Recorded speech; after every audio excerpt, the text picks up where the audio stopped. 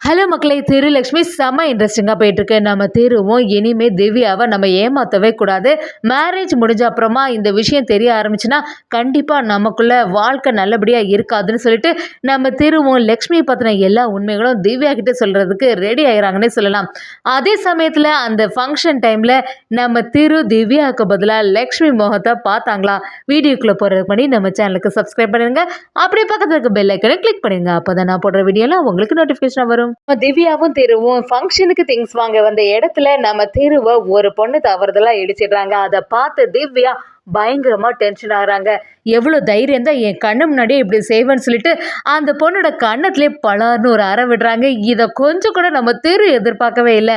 அப்படி அந்த சம்பவத்தை பார்த்த உடனே திரு அப்படியே அதிர்ச்சியாகி, இந்த திவ்யா என்ன இப்படி நடந்துக்கிட்டா, இவளுக்கு மட்டும் லக்ஷ்மியை மேரேஜ் பண்ணக்கூடிய விஷயம் தெரிஞ்சுன்னா எவ்வளோ பெரிய பிரச்சனை ஆகும் அப்படின்னு சொல்லிட்டு திருவுக்கு அப்போதான் புரிய ஆரம்பிக்குது. நம்ம திருவும் திவ்யா கிட்ட வந்து, என்ன திவ்யா இந்த மாதிரி செய்துட்ட, இதெல்லாம் சாதாரணமாட்டு ஏதோ தெரியாமல் பண்ணது தானே, அதுக்காக எதுக்கு இப்படி போய் அவங்க கண்ணத்தில் போய் இப்படியெல்லாம் அடிச்சிட்டே அப்படி சொல்லும்போது திவ்யாவும், கண்டிப்பா இதெல்லாம் நான் பார்த்துட்டு சும்மா இருக்க மாட்டேன் திரு. உனக்கு மேலே யாராவது கைப்பட்டா கூட அது எனக்கு பயங்கர கோபத்தை உண்டுபடும் அப்படின்னு சொல்லிட்டு திவ்யா பயங்கரமா டென்ஷன் ஆகிறாங்க. அதை புரிஞ்சுக்கிட்ட திருவும், சரி திவ்யா கொஞ்சம் கூல் ஆகு, இனி ஃபங்க்ஷன் கொஞ்ச நேரத்தில் ஆரம்பிக்க போகுதுல, அதுக்கான எல்லா வேலைகளும் பார்க்க ஆரம்பிப்போம் அப்படின்னு சொல்லிட்டு வீட்டுக்கு கிளம்புறாங்க. அதே சமயத்தில் இன்னொரு சைடு பார்த்தீங்கன்னா, லக்ஷ்மியும் ரொம்ப நாளாக தேடிட்டு இருந்தா அவங்க அம்மாவோட செயின் கையில் பார்த்த உடனே பயங்கரமாக சந்தோஷத்தில் இருக்காங்க. எப்படி தான் இது இங்கே வந்துச்சுன்னு தெரியல, என்ன இருந்தாலும் சீக்கிரத்தில் அந்த செயினை நான் வந்து என் கழுத்தில் போட தான் போகிறேன் அப்படின்னு சொல்லிட்டு லக்ஷ்மி பயங்கரமாக சந்தோஷத்தில் இருக்கும்போது மயில லக்ஷ்மியை பார்த்து கேட்க ஆரம்பிக்கிறாங்க. என்ன லக்ஷ்மி ரொம்பவே சந்தோஷமாக இருக்கா அப்படின்னு விசாரிக்கும் போது, இல்லைன்னா ரொம்ப நாளாக நான் ஒன்று தேடின பொருள் என் கைக்கு கிடச்சிட்டு அதனால தான் சந்தோஷப்படுறேன் அப்படின்னு சொல்லிட்டு நம்ம மகாவும் சொல்ல ஆரம்பிக்கிறாங்க. இன்னொரு சைடு பார்த்தீங்கன்னா, கவிதா பயங்கரமாக அதிர்ச்சியில் இருக்காங்க. கண்டிப்பாக நான் தவறுதலாக அந்த இடத்துல விழுதுக்கு சான்ஸே இல்லை, அது எப்படி நான் விழுந்தேனே புரிய மாட்டேங்குது, நான் இவ்வளோ கஷ்டப்பட்டு தெருவுக்கிட்ட சைன் வாங்கினேனே, இனி மறுபடியும் இப்படி ஒரு சான்ஸ் நமக்கு கிடைக்கிறதுக்கு வாய்ப்பே இல்லை, எப்படியாவது தெருவுக்கிட்ட சைன் வாங்கணும், என்ன செய்யறதுன்னு சொல்லிட்டு யோசிக்கும் போது கௌதமும் கவிதாவுக்கு ஃபோன் பண்ணுறாங்க. கவிதாவும், நம்ம பிளான் எல்லாமே சொதப்பல் ஆயிட்டு, நான் தெருவுக்கிட்ட இருந்து சைன் வாங்கி நல்லபடியாக வந்துட்டு இருந்தேன், கரெக்டாக ஸ்லிப் ஆகி கீழே விழுந்ததில் எல்லா டாக்குமெண்ட்டும் மிஸ் ஆகிட்டு, அந்த பேப்பர் வரல தண்ணியில் நனைஞ்சு அப்படியே நம்ம திரு சைன் போட்டது எல்லாமே வீணாக போச்சு அப்படின்னு சொன்ன உடனே கௌதம் பயங்கர டென்ஷன் ஆகிறாங்க. என்ன சொல்கிற கவிதா, இவ்வளோ அசால்ட்டாவாக இருந்துகிட்டே இருப்ப, எப்படியாவது நம்ம ஒன்று சேரணும்னு பார்த்தா இப்படி சொதப்பிட்டே கவிதா அப்படி சொல்லும்போது, எனக்கும் அதுதாங்க புரியலை, நான் எப்படி ஸ்லிப் ஆனேன்னே யோசிக்க முடியலை, எப்படியோ தவறுதெல்லாம் நடந்துட்டு இப்போ என்ன செய்கிறது அப்படி சொல்லும்போது கௌதமும், சரி விடு, இந்த பிளான் தான் சொதப்பிட்டு நீ அடுத்த பிளானை போடலாம், கண்டிப்பாக தெருவுக்கிட்ட என்னைக்காவது ஒரு நாள் சைன் வாங்கிடணும், தெருவெல்லாம் நடுத்தெருவில் நிற்கணும் அப்படிங்கிற மாதிரி கௌதமும் நம்ம கவிதா கிட்ட சொல்ல ஆரம்பிக்கிறாங்க. கவிதாவும், நீங்கள் எதுக்குமே கவலைப்படாதுங்க, நான் இந்த வீட்டில் இருக்கிற வரைக்கும் கண்டிப்பாக நம்ம திருவை எப்படியாவது அந்த குடும்பமே வெளியில் வர மாதிரி உண்டு பண்ணிடணும்னு சொல்லிட்டு கவிதாவும் பிளான் பண்ணுறாங்க. கவிதாவோட நடவடிக்கை எல்லாமே சந்தேகப்பட்ட தினேஷனும் கவிதா கிட்ட வந்து, ஏ கவிதா, நீ ஏதோ ஒரு பிளான் பண்ணுற, அது எனக்கு நல்லாவே தெரியுது, அப்படி என்ன அந்த டாக்குமெண்ட்ல இருந்துச்சு, இவ்வளோ வந்து அதை பற்றி யோசிச்சுட்டே இருக்க, கண்டிப்பாக திருவை ஏமாற்றி ஏதோ ஒரு செயல் செய்திருக்க அப்படி சொல்லும்போது கவிதாவும், உனக்கு வேலையை நீ பார்த்துட்டு போ அப்படின்னு சொல்கிறாங்க. தினேஷனும், அது எப்படி நான் மட்டும் என்னோட வேலையை பார்க்குறதுக்கு, இதுவும் என்னோட வேலை தானே, இந்த கம்பெனியில் ஒரு ஆள் நான், அப்படி இருக்கும்போது திருவுக்கு எந்த ஆபத்தும் வரக்கூடாது, அவனோட கம்பெனியை நல்லபடியாக கொண்டு போனோம் அப்படிங்கிற ஒரு எண்ணம் எனக்கு இருக்க தானே செய்யும், அப்படி இருக்கும்போது உங்ககிட்ட நான் கேள்வி கேட்கறதுல என்ன தப்பு இருக்குது அப்படிங்கிற மாதிரி தினேஷன் கவிதாவை எதிர்த்து பேசுகிறாங்க. கவிதாவும் தினேஷன் கிட்ட எதுக்கும் ஜாக்கிரதையாக இருக்கணும்னு சொல்லிட்டு தினேஷனை மதிக்காமல் அந்த இடத்துலேருந்து கிளம்புறாங்க. இதெல்லாம் பார்த்துட்டு நம்ம காவேரி கொஞ்சம் மனசு கஷ்டப்படுதுன்னே சொல்லலாம். என்ன நடந்தாலுமே நம்ம ஹஸ்பண்டுக்கு இந்த இடத்துல யாருமே மரியாதை கொடுக்க மாட்டேங்கிறாங்களே, ஏன் இந்த மாதிரி நடக்கிறீங்க அப்படின்னு சொல்லிட்டு நம்ம தினேஷனை காவேரி கேள்வி கேட்குறாங்க. தினேஷனும் விடுற மாதிரி இல்லை, என்ன காவேரி பேசிட்டு இருக்க, உங்கள் அக்கா கவிதாவை நீ என்ன நம்பிட்டே இரு, எனக்கு ஏதோ அவங்க மேலே சந்தேகமாக இருக்குன்னு சொல்லிட்டு தினேஷனும் அவங்க கருத்தை நம்ம காவேரி கிட்ட சொல்ல ஆரம்பிக்கிறாங்க.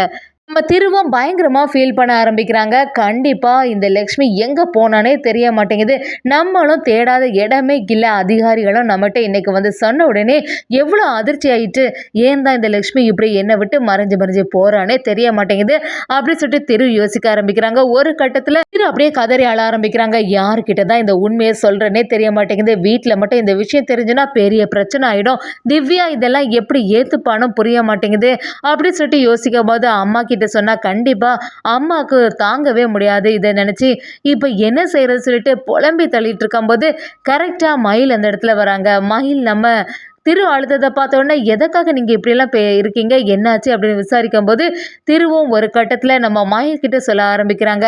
இல்லைடா, இத்தனை நாளாக என்னோட மனசில் தான் இந்த சோகத்தை நான் வச்சுட்டே இருந்தேன், இப்போ என்ன செய்கிறதுன்னு தெரிய மாட்டேங்குது அப்படி சொல்லும்போது, சரி எதுனாலும் என்கிட்ட சொல்லுங்கள், எந்த பிரச்சனையும் இல்லை, யார்கிட்டையும் நான் சொல்ல மாட்டேன் அப்படி சொன்ன உடனே நம்ம திருவும் ஒரு விஷயமா சொல்ல ஆரம்பிக்கிறாங்க. நான் ஏதோ திவ்யாவுக்கு துரோகம் பண்ணுறனோ அப்படி சொல்லிட்டு குற்ற உணர்ச்சியாக இருக்குது அப்படி சொல்லும்போது நம்ம மாயிலும் என்ன சொல்கிற, என்ன விஷயம்னாலும் சொல்லுங்கள் அப்படி சொல்லும்போது திருவோம், இல்லை நான் ஒருக்கா பரிகாரம் பண்ணுறதுக்காண்டி கோவிலுக்கு போயிருந்தேன்ல, அந்த சமயத்தில் எனக்கு லக்ஷ்மிக்கு கூட மேரேஜ் ஆகிட்டு அப்படி சொன்ன உடனே மயிலும் அப்படியே அதிர்ச்சி ஆகிடுறாங்க. என்ன சொல்கிறீங்க, இது எதுவும் புதுசாக இருக்குது அப்படி சொல்லும்போது ஒவ்வொரு விஷயத்தையும் சொல்ல ஆரம்பிக்கிறாங்க. இப்போ என்ன செய்கிறது அப்படின்னு திரு குழம்பி போய் இருக்கும்போது, சரி நீங்கள் எதை பற்றியும் கவலைப்படாதுங்க, அந்த பொண்ணு தானே வேணும்னு உங்களை விட்டு போனா, அப்படி இருக்கும்போது நீங்கள் எதுக்காக ஃபீல் பண்ணிட்டு இருக்கீங்க அப்படின்னு நம்ம திருவை சமாதானப்படுத்துகிறாங்க. அதே சமயத்தில் இன்னொரு சைடு காஞ்சனாவும் எப்படி இருந்தாலுமே இந்த ஃபங்க்ஷன் நல்லபடியாக நடக்கணும், அந்த திரு திவ்யாவோட முகத்தை தான் பார்க்கணும், இந்த லக்ஷ்மி வரவு சரியே இல்லை, அவனால் பெரிய பிரச்சனை நடந்துட்டு தான் இருக்கு, அந்த குறிகாரி சொன்ன மாதிரி எல்லா விஷயமும் ஒன்று ஒன்றா நடந்துட்டுருக்கு, கண்டிப்பாக திரு நம்ம திவ்யா முகத்தை பார்க்கணும், அந்த மகா இந்த பக்கமே வரக்கூடாது அப்படி சொல்லிட்டு காஞ்சனாவும் ஒரு திட்டத்தை போட ஆரம்பிக்கிறாங்க. நம்ம லக்ஷ்மி அந்த இடத்துல வேலை செய்ய ஆரம்பிக்கும் போது காஞ்சனாவும் இந்த ஃபங்க்ஷன் டைமில் நீ கண்டிப்பாக அந்த இடத்துல நிற்கக்கூடாது, உன்னை மட்டும் அந்த இடத்துல பார்த்தேன்னா நடக்கிறதே வேறு அப்படி சொல்லும்போது, ஏன் மேடம் இப்படி சொல்கிறீங்க, திவ்யாக்கோட ஃபங்க்ஷனில் நல்லபடியாக இருக்கணும்னு சொல்லிட்டு நானும் ஆசைப்பட தானே செய்வேன் அப்படி சொல்லும்போது காஞ்சனாவும் கவிதாவும் சேர்ந்து லக்ஷ்மி கிட்ட பயங்கரமாக கோபத்தை காட்ட ஆரம்பிக்கிறாங்க. நம்ம மகாவும் ஒரு கட்டத்தில் சரி இனிமே அந்த இடத்துக்கு போகக்கூடாதுன்னு சொல்லிட்டு ஒரு முடிவில் இருக்காங்கன்னே சொல்லலாம்.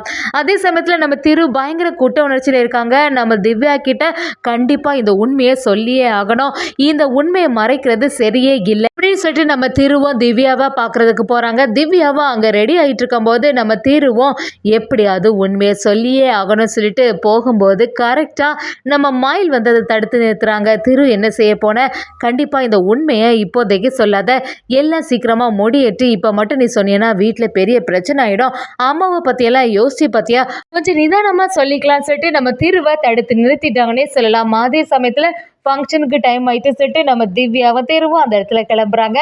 நம்ம காஞ்சனாவும் ஏற்கனவே கண்டிப்பாக மகா இந்த பக்கமே வரக்கூடாதுன்னு சொல்லிட்டு வார்ன் பண்ணி வைக்கிறாங்க.